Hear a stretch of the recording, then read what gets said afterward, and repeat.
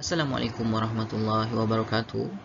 We from Group 2 present to you our case study Shariah Governance on the topic Shariah Governing Bodies, Dynamicity of Regulatory Guidelines of Islamic Banking, Competency of Shariah Committee, Islamic Banking, and Product Knowledge. Our group members consist of 6 members from KME students. Go to the first question represented by Syed FIRDAUS Iqmal. Bismillahirrahmanirrahim. Assalamualaikum warahmatullahi wabarakatuh. My name is SYED bin ZAHIR 118004. So for the first question, yes, Sheikh Abdul Karim might impose a threat to the independence of the Shariah Committee at the AA Prestige Malaysia based on two reasons. The first one is conflict of interest. The second one is unfamiliar with the regulations of Bank Negara in Malaysia. So for the first point, which is conflict of interest, Sheikh Abdul Karim holds a position as the head of Shariah department for the group, and he tends to make bias in a decision as he holds the responsibility to synchronize the Shariah secretariat function of all branches. This can be called as a conflict of interest, as the Shariah Committee in Malaysia, they need to follow the requirement and regulations set by Bank Negara, not the group bank. This also will lead to regulatory risk if Shariah Committee of AA Prestige Malaysia follow the group standard rather than follow the BNM standards.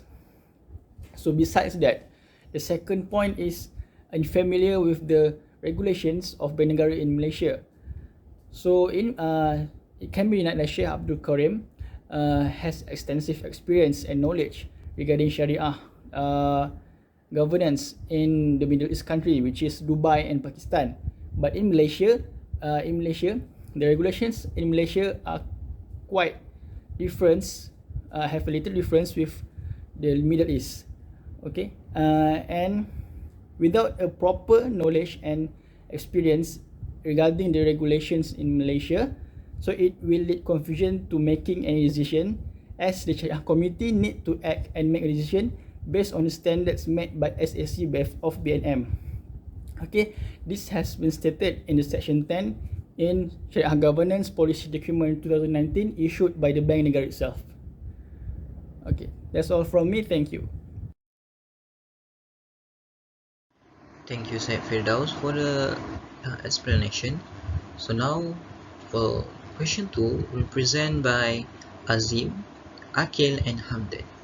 Assalamualaikum. My name is Muhammad Azim bin Muhammad FADIL. My metric number is 11807882 and I am from Camp E1. Now we move to question number 2. For your information, in Malaysia, there are no specific regulatory standards on Shariah review and Shariah audit. However, the SGF 2010, IFSA 2013 and SGPD 2019 issued by Bank Negara Malaysia are some of the pertinent references that govern Islamic financial service industry in Malaysia.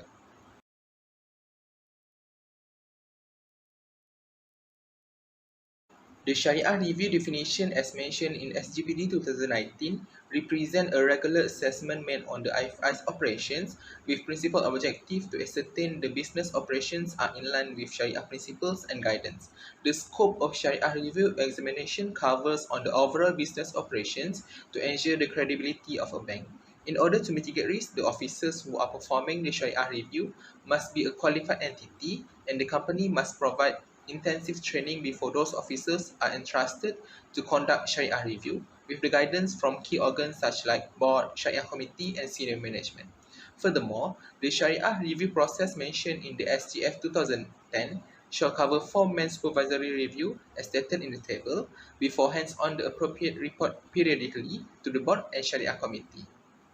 Shariah audit can be considered similar to Shariah review, but the SGF 2010 defines Shariah audit as periodical assessment conducted from time to improve the degree of compliance in relation to the bank business operations with the main objective of ensuring a sound and effective internal control system for Shariah compliance. The scope of examination for Shariah audit is wider than Shariah review, in which require detailed review and in-depth considerations. For example, the financial statements, human resource, and others. The internal auditor must also consist of qualified members who have sufficient experience and exposure against Shariah knowledge, so that the auditing procedure and research function can ensure the best results. In addition, the internal Shariah auditor may consult with external Shariah auditor to perform an effective independent audit. Shariah audit in Malaysia usually led by the Shariah audit manager and be assisted with chief internal auditor in accomplishing the procedures and make certain of the audit are held comprehensively. Furthermore, the Shariah audit process by Bank Negara Malaysia are considered similar to the Shariah review. At the end of the auditing process, the Shariah audit manager must provide audit report and findings to the board and Shariah committee, along with the remedial action plans and recommendations.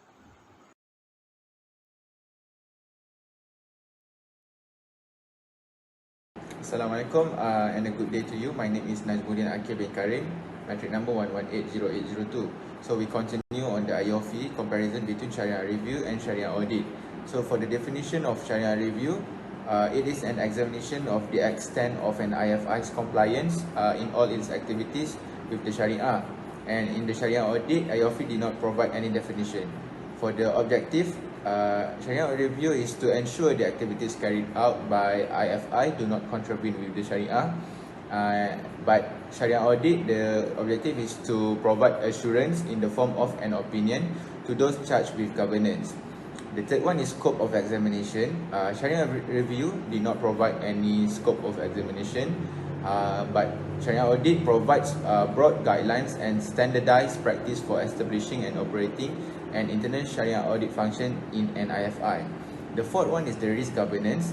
For Shariah review, we got two, which is the implement adequate quality control, and also the second, the quality control must include review of all work papers. But for the Shariah audit, review of internal control, the first one is review of internal control, second one is review of accounting practice, and the third one is review of interim and annual accounts. The fifth one is key organs. Shariah review, we got shareholder, SSB, management of IFI, and for Shariah audit, we got head of internal Shariah audit, SSB, audit committee, and also internal Shariah audit department. For the sixth supervisory review process, we got, for the Shariah review, we got planning new review procedures, second, executing review procedures, and the third one is documenting conclusions and report. But this one is still not provided in the Shariah audit. And the last one is reporting. Shariah review must report fulfill the following elements like title, addressee, opening or introductory paragraphs. And for the Shariah audit, the internal Shariah audit function must have two following reporting line, which is the first one is primary reporting to those charged with governance, and the second one is reporting must have dotted line reporting to the SSB. So that's all from me. Thank you. Assalamualaikum warahmatullahi wabarakatuh. My name is Muhammad HAMDAN bin Azman, matric number 1180770. Thank you NAJMUDDIN for the presentation. I would like to continue about the IFSB from the comparison. So we go to the definition from Shariah review and Shariah audit.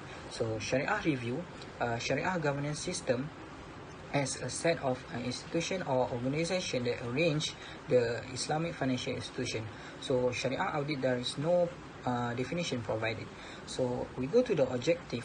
Shariah review objective to ensure there is effective independence oversight of Shariah compliance, and for the Shariah audit to verify Shariah compliance has been satisfied. We go to the scope of examination. The first one is ensure of relevant Shariah pronouncement and resolution. The second one is dissemination of information, and the last one is an internal and annual Shariah compliance review and audit report.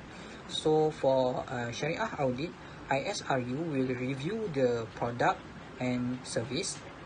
The second one, record and report any incident of non-compliance. The last one is address and rectify any non-compliant activity. Next, we go to Shariah risk governance. For Shariah review, the supervisory authority should require IFS to adopt forward-looking stress tests that identify possible event or change in market condition. For Shariah audit, there is no risk governance provided. We go to the key organization in Shariah review. The first one is board, ISCU, RSRU, and internal auditor. The last one is Shariah holder. For Shariah audit, board, Shariah committee, and internal Shariah audit. So the supervisory review process for Shariah review is a planning review procedure. Review the risk management using risk-based approach.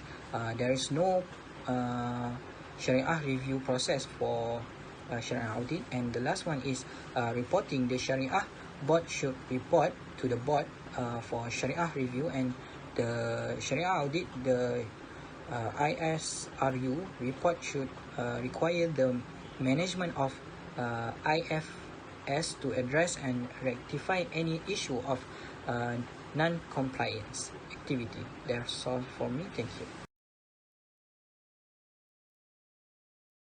So now we go to the question 3 presented by Muhammad HELMI. Bismillahirrahmanirrahim. Assalamualaikum warahmatullahi wabarakatuh. My name is Muhammad HELMI bin Muhammad ASRI, matrix number 1180795. For my part, I will explain how the Shariah research will handle the concentration risk in tawarruk with its operation. As we know, tawarruk is a type of financing in which the customer receives cash at the end of a series of selling transactions. The best goal is to make money. In tawarruk operation, the rights and obligation will be traded with new parties in exchange for practicing tawarruk in payment for the debt. However, all essential parties must agree to give up assets in order for creditor or lender to benefit. Aside from that, the creditor involvement in the bank comprises acquiring debts and remitting them. The debt seller will not be held accountable if the debtor is unable to certify the obligation. As a result, debt purchaser must investigate the debtor's talents and reputation. There are numerous measures available to safeguard this buyer, including acquiring estate assurance and the authority to handle the debt as a legatee. To address risk in accordance with its risk appetite, the IFI should develop comprehensive risk management policies and procedure, process, system, and internal controls. Concentration risk is often generated by an uneven distribution of exposure to a certain product, customer group, or industry sector. Actually, the Shariah research can deal with the tawarruk concentration risk with: Number 1, prior to the signature of the sale and buy contract, the identification and monitoring of risk, including the risk exposure to inventories deriving from the acquisition and holding of an asset for the purpose of the tawarruk arrangement. Number 2, when required the formulation of an asset proper pricing technique, the implementation of procedure to guarantee that quotations are received in an independent and impartial way. Number 3, risk exposure limitation, including trading and concentration limits on permitted assets, asset trader, and asset exchanges if appropriate in accordance with the IFI risk appetite. And lastly, the risk mitigation techniques including establishing which is acceptable eligibility criteria and review procedure for creating a list of permitted assets, asset trader, and asset exchanges for users in the tawarruk. Number 2, clear division of tasks and duties to be done under dual agency, for example, appointing distinct person to perform its position or building appropriate mechanism that will separately execute dual agency roles, such as short messages system or phone conservation. Number 3, contingency strategy that is viable to aid timely execution of the tawarruk, for example, in the event of insufficient asset supplies. That's all from me. Thank you. For the last question, we will present by Muhammad Shafiq. Assalamualaikum warahmatullahi wabarakatuh. My name is Muhammad Syafiq bin RAMLI and my matric number is 1180743. So proceed to question number 4. Sheikh Abdul Karim has been appointed as the Shariah Committee member for AEA Prestige Malaysia and stated that he needs to do a sharing session with the Malaysian Shariah Committee. So he need to learn on the Malaysian Shariah Governance and Assurance first. Hence, we advise Sheikh Abdul Karim to enroll in the Certified Professional Shariah Auditor CPSA program rather than Certified Shariah Advisor and Auditor CSAA program. Our first point is that Sheikh Abdul Karim does not have a proper knowledge of Shariah governance in Malaysia. He had another view on Tawarruk concept adoption, as when he works at AEA Prestige Dubai and also Pakistan, both discouraged in using such concept. Hence, as the new Shariah committee for AEA Prestige Malaysia, this program will give him a thorough look and knowledge on Shariah governance and assurance, as it was established in Malaysia under IFIM and USIM. Next reason is that Malaysia issued its own standards, which is Shariah Governance Policy Document SGPD 2019, whilst the SAA program adopted more on the official standards, which is not much adopted in Malaysia. So Sheikh Abdul Karim also stated that he want to learn more on the Shariah governance and assurance of other countries, especially on Dubai and Pakistan. But we also already know that he has a thorough knowledge, especially both Shariah governance and assurance of Dubai and Pakistan, as he already involved in the preparation and also assurance of Shariah standards for Islamic banking industry in Pakistan, and also being the head of the Shariah department of AEA Prestige Dubai. So what he means is only on the Malaysian Shariah governance and assurance, which he will learn more on this program, CPSA program. In conclusion, both programs are suitable for Sheikh Abdul Karim to learn more on the Shariah compliance and insurance by taking into his own account his situation right now as a member of Shariah Committee of AEA Prestige Malaysia, and also he need to prepare a presentation or Shariah session with other Shariah Committee of AEA Prestige Malaysia. So I think we think that he is suitable to take on this CPSA program. I think that's all from us. Assalamualaikum warahmatullahi wabarakatuh. Thank you to all presenter and audience. That's all from us. Thank you.